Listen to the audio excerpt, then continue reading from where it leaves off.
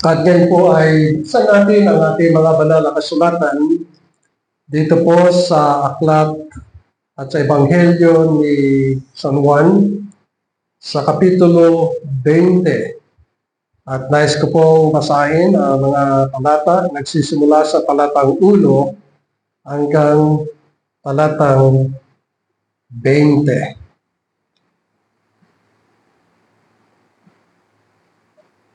Ebanghelyo ayon kay Juan, Kapitulo 20, talatang 1. Nang unang araw ng Sanlinggo, ay maagang pumunta sa libingan si Maria Magdalena, samantalang madilim pa, at nakita ang bato na naalis sa libingan.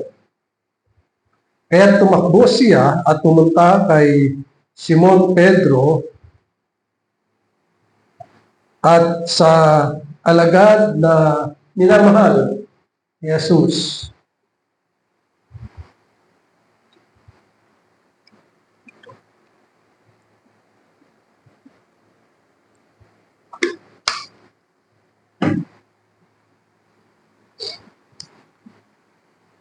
At sa kanila ay sinabi, kinuha nila sa libingan ang Panginoon at hindi namin alam kung saan nila siya inilagay. Kahit umalis si Pedro kasama ang isa pang alagad at pumunta sila sa libingan. Silang dalawa'y tumakbo magkasama, subalit ang isang alagad ay mas matuling tumakbo kaysa kay Pedro at naunang dumating sa libingan. At siya yumuko upang tingnan ang loob at nakita niyang nakalatag ang mga telang lino, subalit hindi siya pumasok sa loob. Dumating naman si Simon Pedro na sumusunod sa kanya, pumasok siya sa libingan at nakita niyang nakalatag ang mga telang lino at ang damit na inilagay sa kanyang ulo ay hindi kasamang nakalatag sa mga telang lino, kundi bukod na nakatiklop sa isang tabi. Pumasok din ang alagad na unang dumating sa libingan at kanyang nakita at siya'y naniwala, sapagkat hindi pa nila naunawaan ang kasulatan na kinakailangang bumangon mula sa mga patay.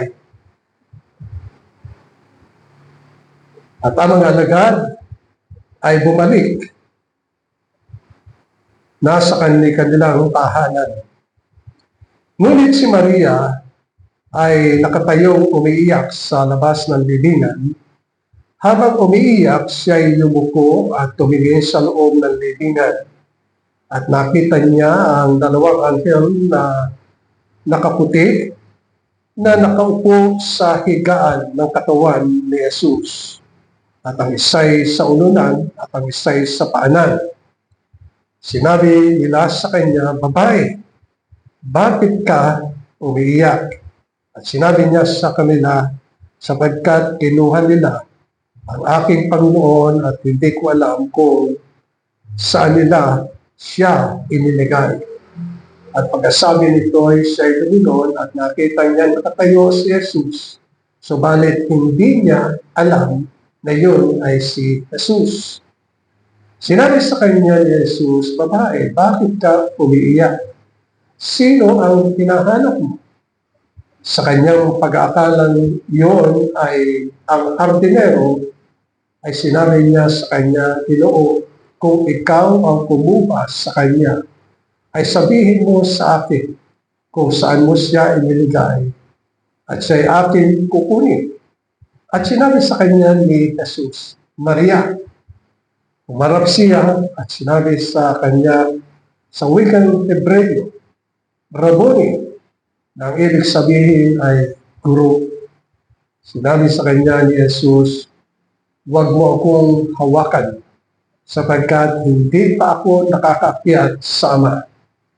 Ngunit pupunta ka sa aking mga kapatid at sasabihin mo sa kanila, aakyat ako sa aking ama at iyong ama, sa aking Diyos at iyong Diyos. Pumunta si Maria Magdalena at ibinalita sa mga alagad, nakita ko ang Panginoon at sinabi niya sa kanila na sinasabi niya sa mga bagay na ito. Hanggang doon lamang po ang ating pagbasa sa banal na kasulatan. Tunay na tayo ay lubos na nagpapasalamat sa Panginoon. Ang araw na ito ay araw na ginugunita natin ang pagkabuhay ng ating Panginoong Jesucristo. Yung kanyang kamatayan at pagkabuhay na maguli ay 2,000 taon na ang nakalipas. At bilang mga mananampalataya, sinasampalatayanan natin ang kahulugan ng kanyang kamatayan. Bakit siya namatay doon sa krus sa Kalbaryo? At yun ay tinalakay natin sa mga nakaraang Lord's Day sa pagpapahayag natin na ang dahilan ng kanyang kamatayan ay upang tayo ay tubusin mula sa ating mga kasalanan, kasamaan at pagsalangsang sa ating mga kasalanan sa Panginoon. Tunay na tayo'y sukdulang masama sa harapan ng Diyos. Kung titingnan natin, walang kaibig-ibig sa atin. Dahil sa tayo ay nasa kadiliman at tunay na masama. Ang tawag natin doon ay total depravity. Talagang napakasama natin. Wala tayong gaanong kaalaman sa katotohanan. Basta alam natin mayroong Diyos.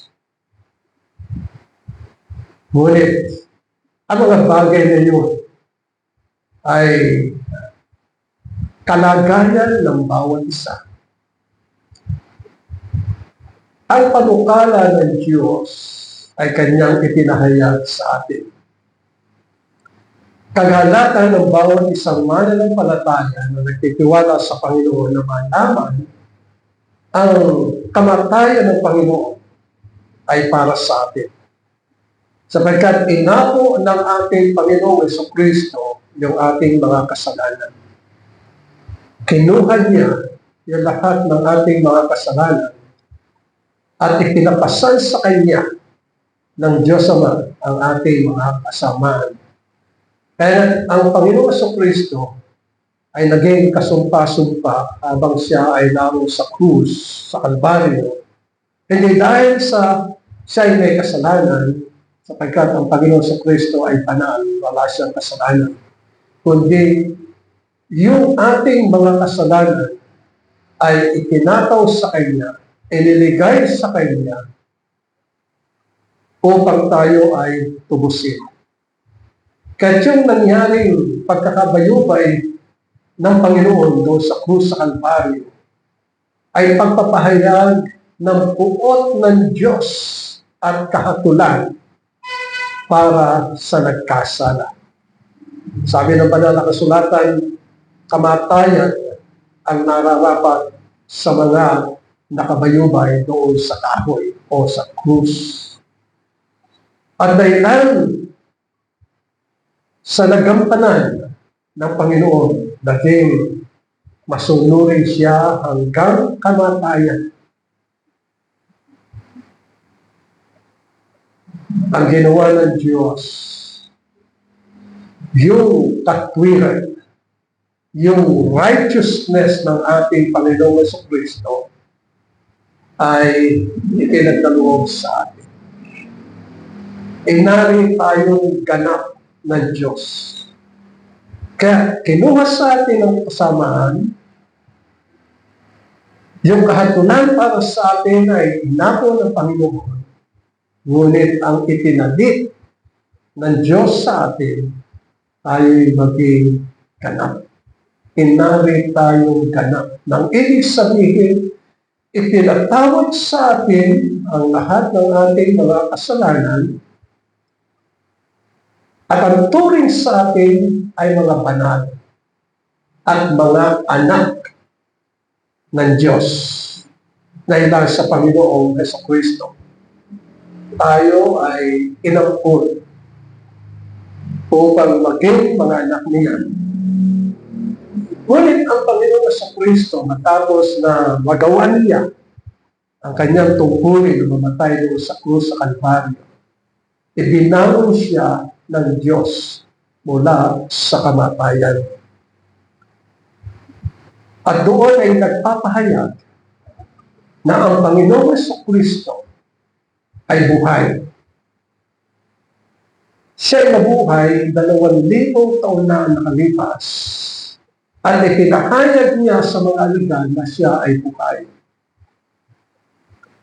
At sa kanyang pagkabuhay, siya ay umakyat sa langit. At naroon siya, buhay, na nagmamasid sa atin. Kaya itong ating pananambahan, nagkakatipon tayo dito sa church, ay pagpapahayag na nakikita niya yung ating pagpapasalamat at pagluwalhati at pagsamba sa Kanya sa Espiritu at sa katotohanan. Sapagkat nang ang Panginoong Jesucristo ay umakyat sa langit, ito'y umupo sa kanan luklupan ng Diyos Ama. At siya ang namahala sa lahat ng mga bagay sa langit at sa lupa. Kaya't napakahalaga na makita natin na ang pagkabuhay ng ating Panginoong Jesucristo ay kasiyahan ng Diyos upang tayo ay maging mga anak at mga banal sa harapan niya. At hindi lamang yun upang tayo ay maging tagapagmana ng kanyang kaharian. Kaya ano ang sinabi ni Pablo noong ang Panginoong Jesucristo ay umakyat sa langit? Ang sabi ni Pablo sa Filipos Kapitulo 2, talatang 6, na sabi dito na siya, ito'y tumutukoy sa Panginoong Jesucristo, bagamat nasa anyong Diyos, ay hindi niya itinuring na isang bagay na dapat panghawakan ang pagiging kapantay ng Diyos. Kundi, hinubaran niya ang kanyang sarili at kinuha ang anyong alipin at naging katulad ng tao. At palibhasa'y natagpuan sa anyo ng tao, siya'y nagpakababa sa kanyang sarili at naging masunurin hanggang sa kamatayan, maging sa kamatayan man sa krus. Kaya siya, ang Panginoong Jesucristo naman, ay itinaas ng Diyos at binigyan siya ng pangalang higit sa lahat ng pangalan, upang sa pangalan ni Jesus ay lumuhod ang bawat tuhod sa langit at sa lupa at sa ilalim ng lupa. At ipinahayag ng bawat dila na si Jesucristo ay Panginoon sa katalwalhati ng Diyos Ama. At ito ang kapahayagan kung papaano na mula sa pagpapakumbaba ng ating Panginoong Jesucristo, siya'y itinaas ng Diyos. At yung araw na ito ay ating tingnan ang napakahalaga tungkol sa pagpapatutungo niya at pagpapahayag ng tipan ng Diyos, sapagkat sa buong henerasyon mula kay Adan, mula kay Noah, mula kay Abraham, mula kay Moises, at sa mga mananampalataya ay lagi niyang itinatahayag ang tungkol sa tipan. Sapagkat ang Panginoong Jesucristo ang nagtatag ng tipan. At ito ang magiging teksto natin ngayong umaga dito sa John chapter 20 verse 17. Ito ay napakahalaga sapagkat dinerified ng ating Panginoon ang tipan. Nang ibig sabihin ay kinumpirm niya, nagpatotoo siya, talagang sinabi niya ang katotohanan tungkol sa tipan, na ang tipan ito ay tungkol sa mga mananampalataya. Ganito ang siyang isinasaad sa talatang 17. Ang sabi dito ng ating Panginoon, "Huwag mo akong hawakan, sapagkat hindi pa ako nakakakyat sa Ama. Ngunit pumunta ka sa aking mga kapatid at sabihin mo sa kanila, aakyat ako sa aking Ama at inyong Ama." Ang lagi natin makikita sa banal na kasulatan na tipan. At yun ang pakikipagtipan ng Panginoon kay Adan simula nung siya'y patawarin ng Panginoon sa kanyang mga kasalanan. Gayon din kay Noah, gayon din kay Abraham, maliwanag yung sinabi ng Panginoon kay Abraham, pakikipagtipan. Na sabi ng Panginoon, "Ako ang magiging Diyos mo at ikaw ang aking bayan." Ganon din sa atin. Throughout the history, in every generation, the Lord is revealing His covenant to His people. At kahit na sa ating pinatotohanan ng Panginoon ang ipanginoon, kaya sabi niya, ngayon na siya ay buhay at ibinangon ng Diyos mula sa mga patay. Ang sabi niya, ako'y aakyat sa aking Ama, na inyong Ama. So, ang Panginoong Jesucristo, ang buktong na anak ng Diyos. He is risen from the dead. Nabuhay siya. Binuhay siya. Ibinangon siya ng Ama. So, ang sabi niya, aking Ama. At sinasabi niya sa mga mananampalataya sapagkat inutusan niya si Maria Magdalena. Nasabi niya, pumunta ka sa ating mga kapatid. Ibig sabihin ng mga kapatid ay sa lahat ng mga mananampalataya na nagtitiwala sa Kanya, umaasa sa Kanya, na mga ibinangon mula sa kamatayan. Sabi niya, sa aking Ama, ang inyong Ama. So, ang Ama ng ating Panginoong Jesucristo ay ating Ama. Meron tayong Ama na nasa langit. Hindi lahat ng tao ay maaaring tumawag sa Diyos ng Ama kung hindi sila mga binago, o hindi sila regenerated, o hindi sila ipinanganak na muli. Hindi lahat ng tao ay ipinanganak na muli. Hindi lahat ng tao ay binago ng Diyos. Kundi yun lamang mga kaluluwa, mga tao na ibinigay sa Panginoon sa Kristo. So ang kamatayan ng Panginoon at kanyang pagkabuhay ay para lamang sa particular na grupo ng mga mananampalataya. Ang grupo yun, ang kanilang mga pangalan ay nakatalak sa aklat ng buhay. At doon, sinasabi ng Panginoon naganap na. Nang ibig sabihin ay yung aking ama ay inyong ama. Nang ibig sabihin, kayo ang aking mga anak. Pararamihin niya ang kanyang mga sukling tulad na sinasabi sa lumang tipan. Kat ang Panginoon ay buhay. He is risen. Kat ang mga mananampalataya ay hindi kinakailangang matakot sapagkat meron tayong ama. Ng ating ama ay yung ama ng ating Panginoong Jesucristo.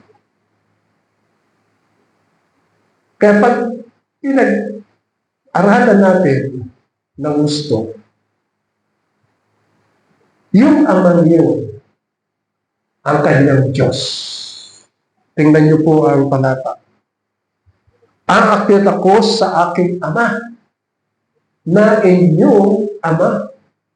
Ay napakasarap na merong ama. Sabagat ang ama, ang siyang nagmamalasakit. Ang ama ang bumubuhay sa atin. Ang ama ang siyang nangangalaga. At tinatanawan tayo at pinapatubayan yung mga pangailangan natin ay kanyang tinutugon at siya'y nakikipag-usap sa atin sa pamagitan ng kanyang mga salita. Ay hindi lamang sinabi ng Panginoon ang tungkol sa ama, yung kanyang ama na ating ama.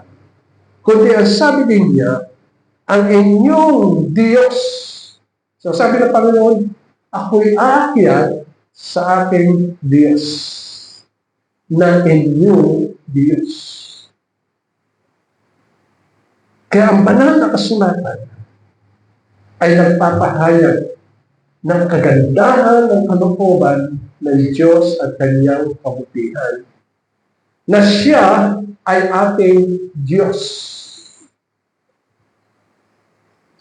Na siyang lumalang sa atin. Isang Diyos na nakakaunawa ng ating kalagayan. Meron niya pag-unawa sa ating kalagayan ay alam niya na wala tayo. Nilalang tayo ayon sa alabok, ayon sa putik, o sa luwan, sa ibang lengguwahe. Walang kakayahan, walang kapangyarihan, mahina, walang lakas, wala tayong may bibigay sa Diyos sapagkat we have nothing. Nothing. Wala. Kaya hindi natin kayang ipagmalaki kung ano man ang meron tayo. Yung karunungan, kaloob ng Diyos yun. Katalinuhan, bigay ng Diyos yun. Yung mga tinatangkilik nyo, bigay ng Diyos yan sa Kanya yun. Eh, saan ka nang galing yun? Dito sa sanlibutan. Kung masipag ka, kikita ka. Yayaman ka. Pero saan nagmula yun? Dito sa lupa. Kaya wala naman tayong madadala sa ukay. Kahit na kung nilatang ginto ang isama mo sa iyong ukay, ikaw mabubulok. Pero yung mga ginto, mananatili doon. So walang maipagmamalaki. Pero ang ating Diyos at ang ating Ama na nasa langit ang siyang magbibigay sa atin ng lakas. Lagi kong nasasabi na tayo lubos na nagpapasalamat sa Panginoon sapagkat bago umakyat ang Panginoong Jesucristo, 2,000 taon na ang nakalipas, sinabi niya sa mga laga, at yun din ang ating sinasampalatayanan, na sa kanyang pag-akyat ay kanyang isusubo ang kanyang espiritu o ang Espiritu ng katotohanan o ang banal na Espiritu upang manahan sa bawat isa sa atin. Sapagkat nang tayo ay tubusin, tayo ang templo ng Diyos. Sa atin nananahan ang kanyang Espiritu. At ang kanyang Espiritu na ipinangako sa atin, siya'y nasa ating mga puso, siya'y sa atin, at siya'y mananatili sa atin hanggang sa walang hanggan.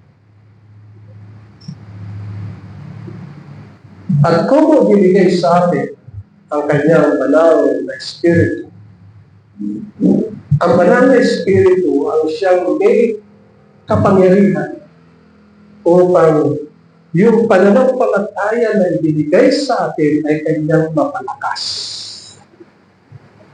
Kaya binigyan tayo ng kapangyarihan ng banal na Espiritu upang tukdin natin at gawin natin ang kalooban ng Diyos. Kaya hindi ng kalusugan. Upang malusog natin gawin ang kalooban ng Panginoon. Kaya nagpapahayag na ang Panginoong Jesucristo ang buhay, is the light. At kung siya ang buhay, siya ang liwanag ng bawat mananampalataya. Mga mananampalataya lang. Sapagkat siya ang magbibigay tanglaw sa ating puso, sa ating kaisipan. Sapagkat ang tao na magkasala, sila'y nasa kadiliman at walang liwanag. Ngunit ang mga mananampalataya ay nasa liwanag sapagkat ang Panginoon sa Kristo ang buhay. At ang buhay ng ating Panginoon sa Kristo ay dumadaloy sa ating puso, sa ating kaisipan. At kung siya ang buhay, hindi siya kayang i-hold ng kamatayan. Hindi siya kayang pigilin ng kamatayan.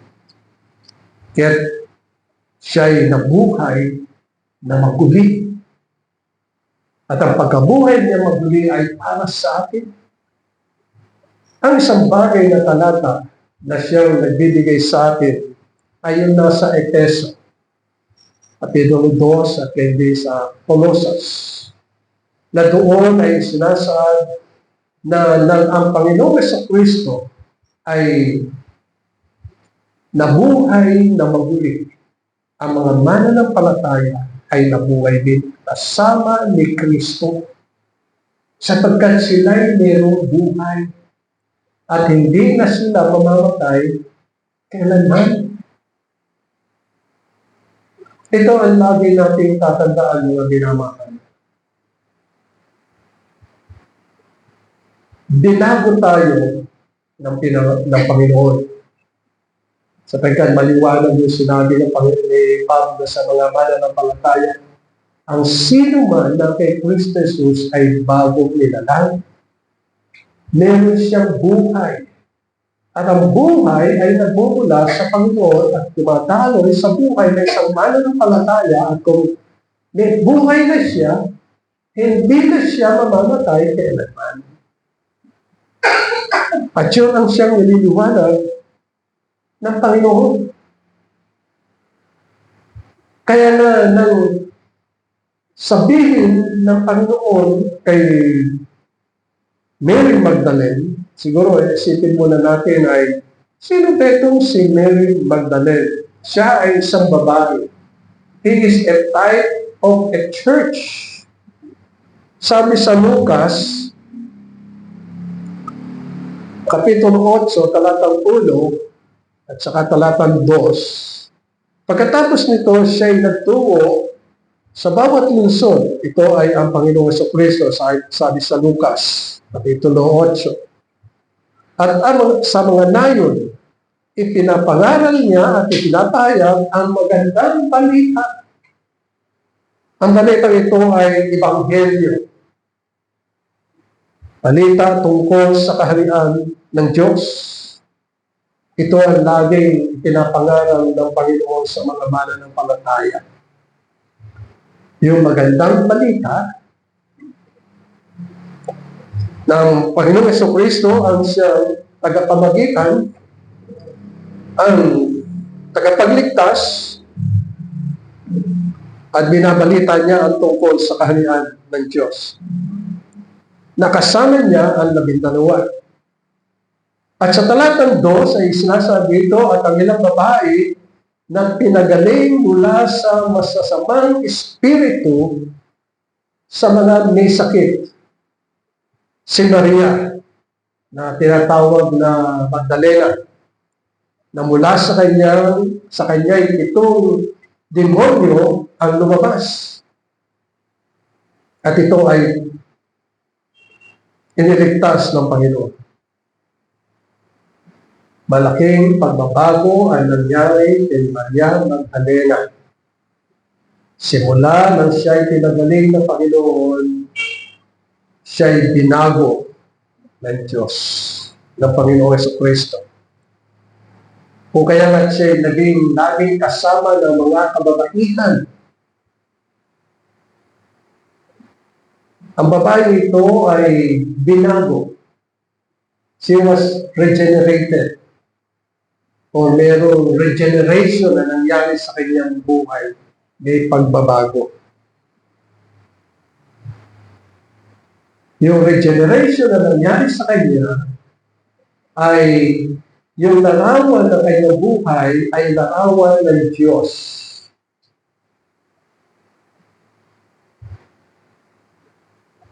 Kaya tinutukoy dito sa banal na kasulatan, naging masigasig si Maria. Pero nyo, sabi dito sa Kapitulo 20, ay naroon ang mga alagad, pero nabigyan ng diin ang ginawa ni Maria Magdalena. At sabi sa talatang 11, si Maria ay nakatayong umiiyak sa labas ng libingan. At habang siya'y umiiyak, siya'y yumuko at tumingin sa loob ng libingan.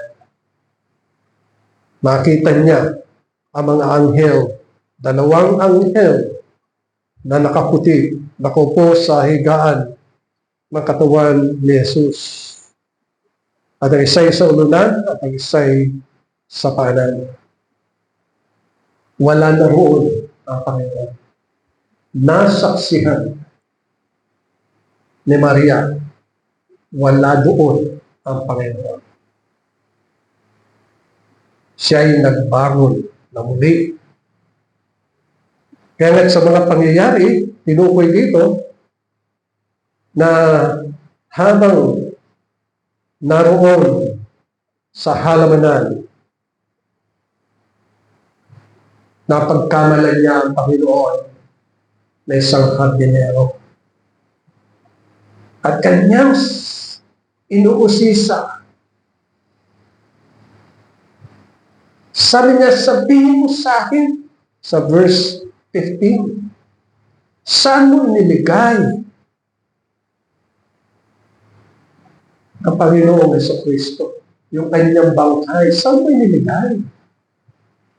Sapagkat sa panahon ito, hindi pa nalalaman ng mga alagad na ang Panginoong Jesucristo ay mabubuhay mula sa mga patay.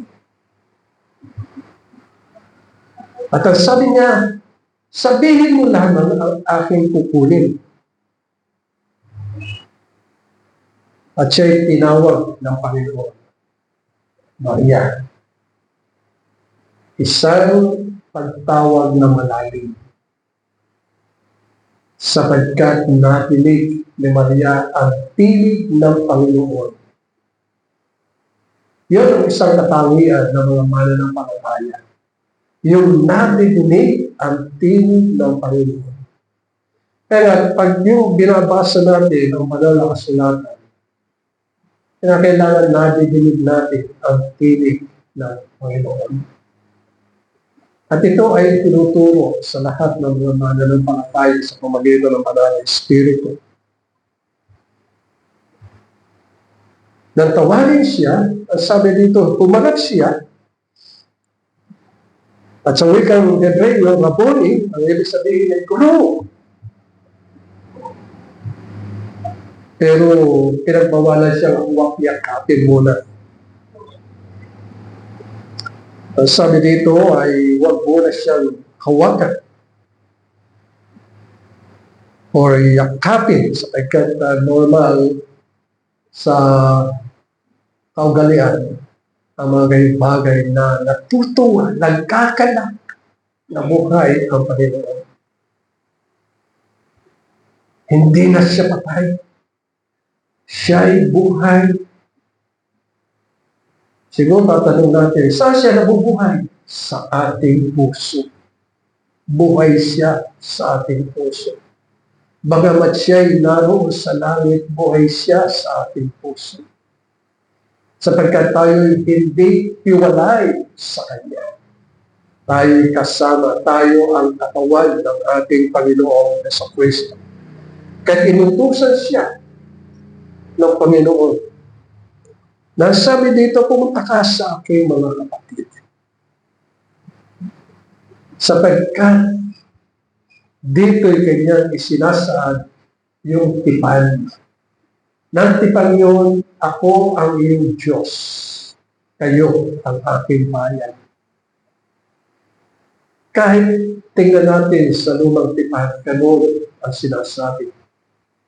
Naroon yung kabahagi tayo sa ating Ama, sa ating Diyos. At alam natin na ang Panginoon Jesucristo ay Diyos. Siya ay tunay na Diyos at tunay na tao. Kaya sabi niya ay, aakyat ako sa aking Ama, na inyong Ama, sa aking Diyos, na inyong Diyos. Naway ito'y napapakinggan natin. Pinagtitibay ng Panginoon yung tipan na yun.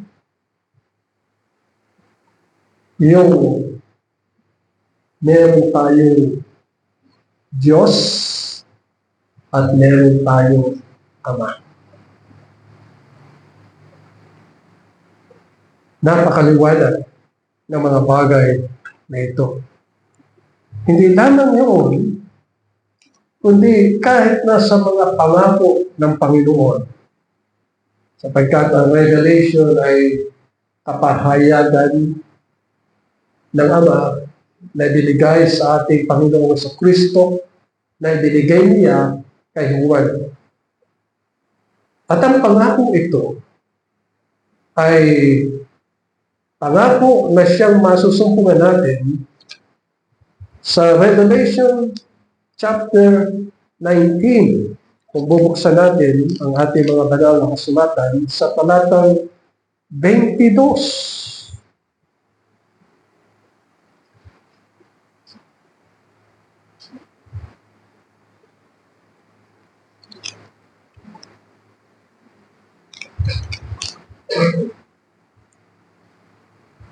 Na tunay na dito'y nagpapahayag mga minamahal yung tungkol sa kapahayagan ng Panginoon na ang Diyos ay makapangyarihan at ang templo ay nasa Panginoon. Ipinapahayag niya na tulad sa sinasabi din sa Isaiah, Kapitulo 61, talatang 10, na sabi dito, ako'y magagalak na mabuti sa Panginoon. Ang aking buong pagkatao ay magagalak sa aking Diyos, sapagkat binihisan niya ako na mga damit ng kaligtasan. Kanyang tinakpan ako ng balabal ng katwiran, gaya ng lalaking ikakasal na ginagayakan ang sarili ng palamuting bulaklak, at gaya ng babaeng ikakasal na nagagayakan ng kanyang hiyas. Ang Panginoon din ang siyang nagpalit ng maruming kautusan o kasuotan sa atin. At ito ay nahayag kay Zechariah Kapitulo 3, talatang 3, na si Jose nga ay nakasuot ng maruming damit na nakatayo sa harapan ng anghel, at sinabi ng anghel na nakatayo sa harapan niya, "Kubarin ninyo ang kanyang maruming kasuotan." At sinabi ng anghel kay Jose, "Tingnan mo, aking inalis ang iyong kasamaan at dadamitan kita ng magarang kasuotan." Mahal na mahal ganyan yung tipan ng Diyos sa kanyang bayan.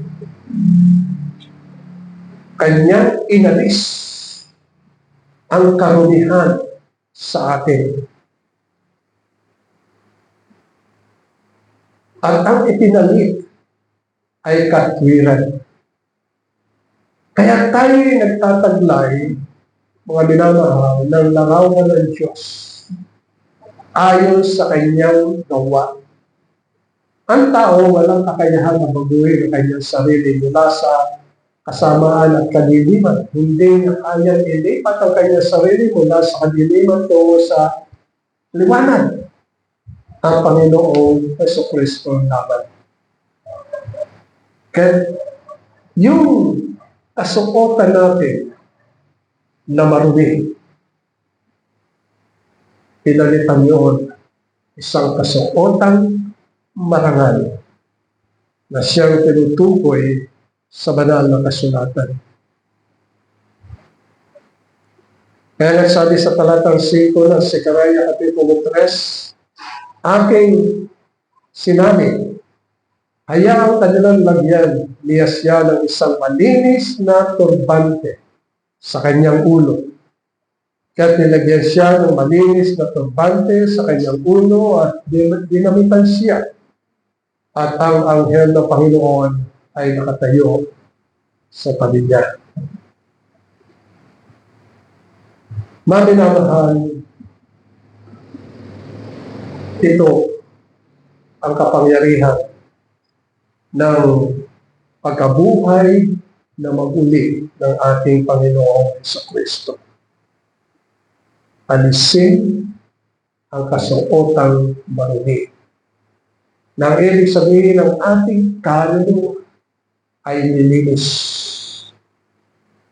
Maging ang ating katawan, dalawa lang naman tayo. Meron tayong katawan at meron tayong kaluluwa.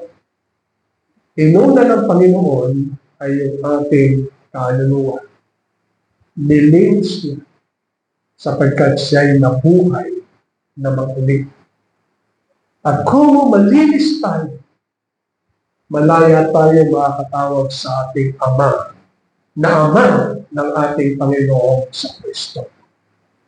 Malaya rin tayong lumapit sa ating Diyos, na Diyos ng ating Panginoong sa Kristo. Sapagkat nilinis na tayo. Ipinatawad ng Panginoon ang ating mga kasalanan. Kailan niya ginawa yun? 2,000 taon na ang nakalipas. Sa panahon ito, kinakailangan lumalakad tayo sa kabanalan. Hindi tayo kinakailangan lumakad ayon sa sanlibutan. Ito ang mahigpit na sinasabi ni Pablo. Ang sabi niya, mga minamahal, ipinamamanhi ko sa inyo, alang-alang sa kahabagan ng Diyos, na inyong iharap ang inyong sarili, maging kaaya-aya, kalugod-lugod sa harapan ng Panginoon. Huwag kayong magsiayon sa sanlibutan, kundi isipin ang mga bagay na karapat-dapat, kaaya-aya sa paglilingkod sa Panginoon.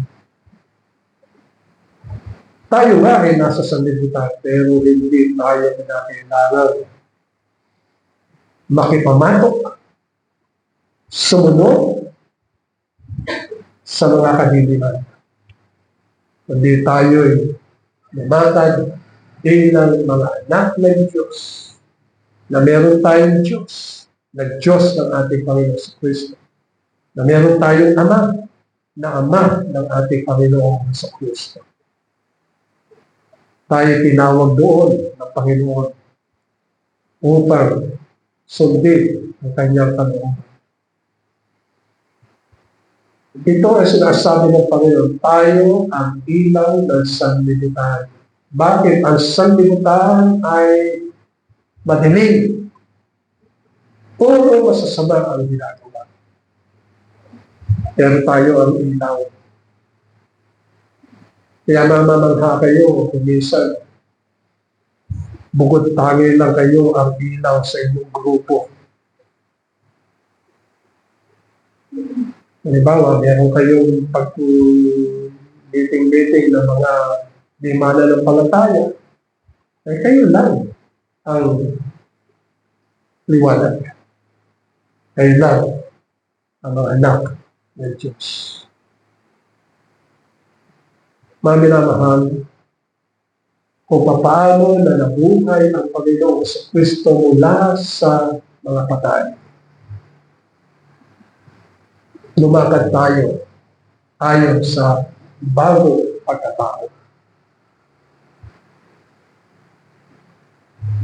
Na meron tayong Ama, na meron tayong Diyos, na siyang sumusubaybay at nangangalina sa atin.